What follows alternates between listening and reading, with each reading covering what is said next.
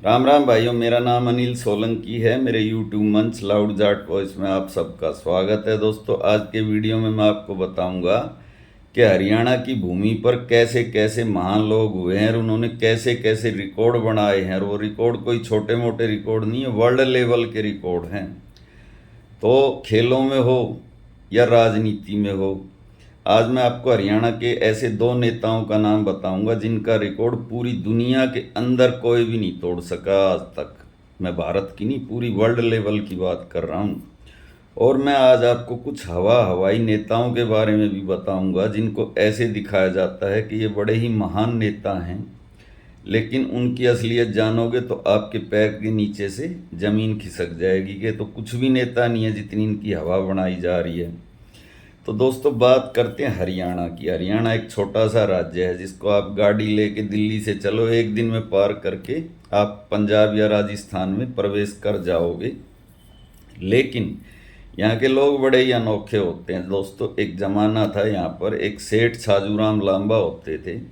कहते उस जमाने में वो अंबानी थे भारत के, इतना पैसा था, जूट का व्यापार करते थे कोलकाता में। और उनके घर पे सरदार भगत सिंह और दुर्गा भाभी भी जाकर रुके थे जिस समय क्रांति चल रही थी देश के अंदर। और इसी हरियाणा के अंदर रघविंदर सिंह फोगाट नाम के एक उद्यमी भी पैदा हुए जिन्होंने डीएलएफ बनाई, जिस डीएलएफ ने दोस्तों दिल्ली शहर को बसाया और आज गुड़गांव को बसा रहा है। तो पैसे का मामला हो, ऐसे ही खेलों के अंदर दोस्तों, कुश्ती हो या आपकी बॉक्सिंग हो या आपकी निशानेबाजी हो या बैडमिंटन हो, जितने भी मेडल आए हैं सभी हरियाणा के बच्चों ने जीते हैं। और इसी हरियाणा से दोस्तों ओलंपिक के फाइनल तक जाने वाले दो पहलवान, एक सुशील पहलवान, हालांकि वो दिल्ली का है लेकिन क्योंकि दिल्ली भी हरियाणा का ही कल्चर है दिल्ली में, और दूसरी विनेश फोगाट जो कि ओलंपिक के फाइनल तक गए हैं। ये दो पहलवान, इसके अलावा दोस्तों इसी हरियाणा से वर्ल्ड चैंपियन सुशील पहलवान वर्ल्ड चैंपियन भी रहे हैं और विनेश फोगाट के पास भी वर्ल्ड चैंपियनशिप के 2 मेडल हैं। तो ये तो खेलों की बात हुई, व्यापार की बात हुई, लेकिन मैं आज आपको जो रिकॉर्ड बता रहा हूँ वो पॉलिटिक्स का, राजनीति का रिकॉर्ड बता रहा हूँ। दोस्तों, इस हरियाणा की मिट्टी के 2 लाल हैं, एक का नाम देवीलाल और एक का नाम केजरीवाल है, जिनके नाम पर 95% के स्ट्राइक रेट से सीटें जीतने का रिकॉर्ड है। अरविंद केजरीवाल ने 2015 में दिल्ली विधानसभा के चुनाव में 70 में से 67 सीटें जीती थी। अगर आप इसकी परसेंटेज निकालोगे तो वो 95% से भी ज़्यादा का स्ट्राइक रेट है, तकरीबन 96% का। और ऐसे ही हरियाणा के लाल देवीलाल, जिसको पूरा देश ताऊ के नाम से जानता है, उस चौधरी देवीलाल ने 1987 के विधानसभा चुनाव में 90 में से 85 सीटें जीती थी, जो 94% से ज़्यादा का स्ट्राइक रेट है, तकरीबन 95% का। तो आप गूगल से बात पूछ के देखो या ग्रोक से पूछ के देख लो कि पूरी दुनिया के अंदर कहीं ऐसा रिकॉर्ड हुआ है जहाँ पर इलेक्टोरल डेमोक्रेसी है। किसी भी नेता ने इतनी सीटें क्या जीती हैं। बहुत से लोग राजीव गांधी का नाम लेंगे अभी कमेंट में आके, तो वो भी मैं कोई भी बात ऐसे नहीं कहता, पूरी रिसर्च कर लेता हूँ, रिसर्च करके वीडियो बनाता हूँ। राजीव गांधी ने भी 1984 में, ये बात सच है कि 415 के आसपास सीटें जीती थी 543 में से, और उनको भी तकरीबन 49% से ऊपर वोट मिल गया था। लेकिन सीटें 74-75% ही थी वो, मतलब 95-96% सीटें नहीं थी। तो दोस्तों, जो आज इतनी बड़ी बड़ी बातें की जाती हैं, इतनी बड़े बड़े दावे किए जाते हैं कि भारतीय जनता पार्टी की जीतों को इतना बड़ा दिखाया जाता है, उनकी असलियत भी अभी मैं आपको बता देता हूँ। कल जब मैंने पोस्ट फेसबुक पे डाली तो कुछ लोग आकर उसमें कमेंट करने लगे कि अब कहाँ है देवीलाल का परिवार और कहाँ है केजरीवाल का परिवार। तो भाई, अगर मैं यही बात पलट के कहूँ कि केरल में तुम्हारी 3 सीट आई हैं, तमिलनाडु में 1 आई है, पुडुचेरी में 4, 8, 3 राज्यों में मिला के 8 सीटें आई हैं, तो तुम वहाँ पे साउथ में क्यों नहीं हो? ये तो समय अदलता बदलता रहता है। केजरीवाल आज भी विपक्षी दल है दिल्ली के अंदर। हाँ, ताऊ देवीलाल का परिवार जरूर बट गया है और बटने की वजह से कमज़ोर पड़ गया है, लेकिन समय आएगा तो वो भी मजबूत हो जाएंगे। तो वो बात करने की कोई ज़रूरत नहीं है, बात है असली मुद्दे की। भारतीय जनता पार्टी में कैसे लोगों को प्रमोट किया जाता है और कैसे लोगों को आगे बढ़ाया जाता है, ये बात है दोस्तों। अभी अरविंद केजरीवाल जब वहाँ चुनाव हारे दिल्ली के अंदर, तो उनकी जगह जो रेखा गुप्ता मुख्यमंत्री बनी है दोस्तों, आपको ये जानकर हैरानी होगी कि ये रेखा गुप्ता इतने चुनाव हारी है मुख्यमंत्री बनने से पहले। 2015 और 2020 में ये शालीमार बाग सीट है दिल्ली में एक, और सबसे सुरक्षित सीट है वो बीजेपी की। वहाँ पर उस सीट पर मेरे ख्याल से 60 या 70% वोट जो हैं वो बनिया समुदाय और पंजाबी समुदाय के हैं। जो बनिया और पंजाबी समुदाय बीजेपी को ही वोट डालता है। उस सीट पर ये रेखा गुप्ता लगातार 2015 और 2020 के 2 चुनाव हारी। उसके बाद में दोस्तों 2023 में ये मेयर का चुनाव हारी आम आदमी पार्टी की उम्मीदवार शैली ओबराय से। यानी 3 चुनाव इसने लगातार हारे और उसका इनाम बीजेपी ने इसको दिया मुख्यमंत्री बना के 2025 में।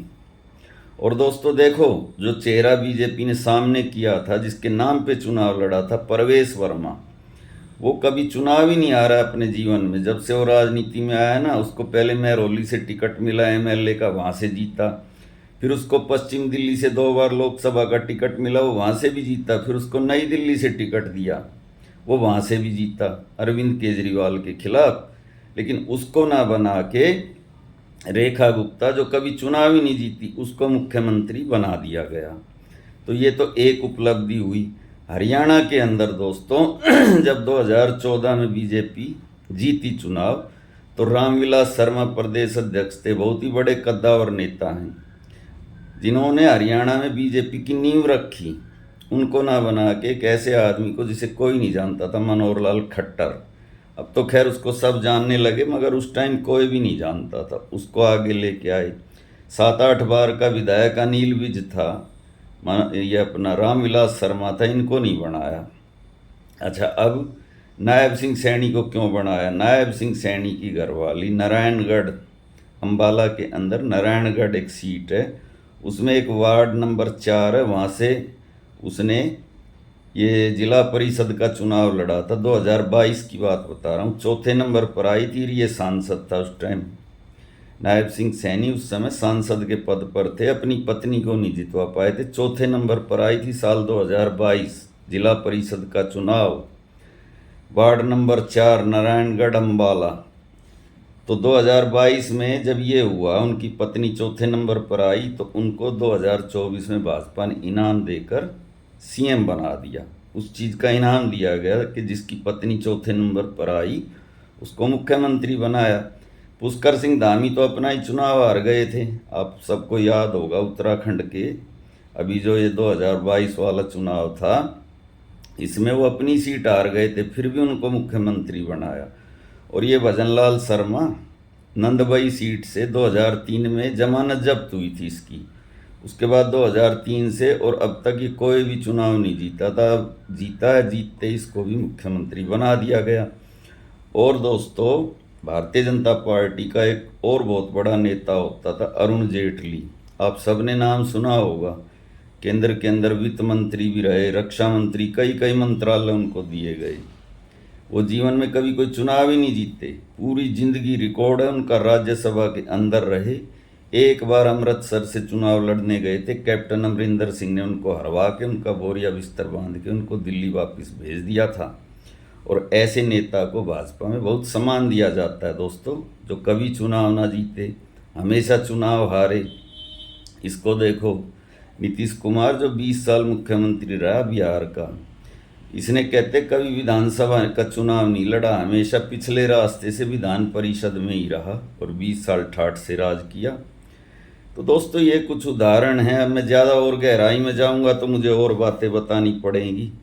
नरेंद्र मोदी जी का डंका बज रहा है ना, विश्व गुरु है, सारी बात है। सब लोग कहते 56 इंच की छाती है, अभी हारते हारते बचे हैं।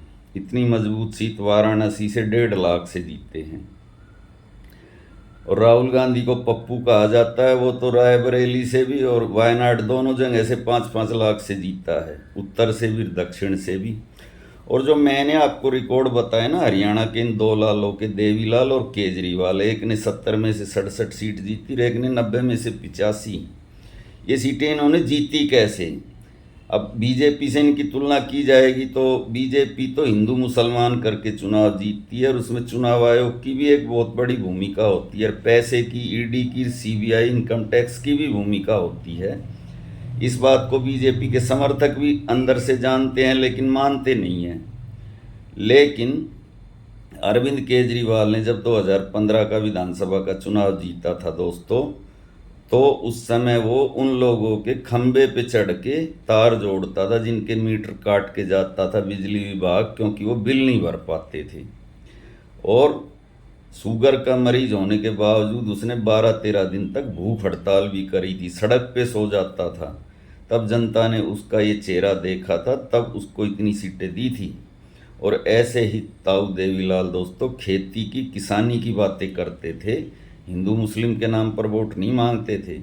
और 1987 में उन्होंने हरियाणा की जनता से ये वायदा किया था कि अगर मैं मुख्यमंत्री बना तो हर बुजुर्ग को 100 रुपये महीना पेंशन दूंगा।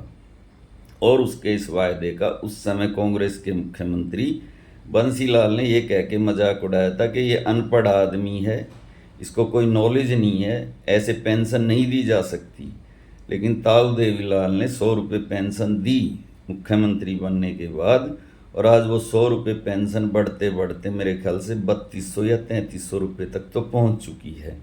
तो ये थे दोस्तों ग्रास रूट पॉलिटिशियन, और आजकल हैं हवाई नेता, नाम बड़े और दर्शन छोटे।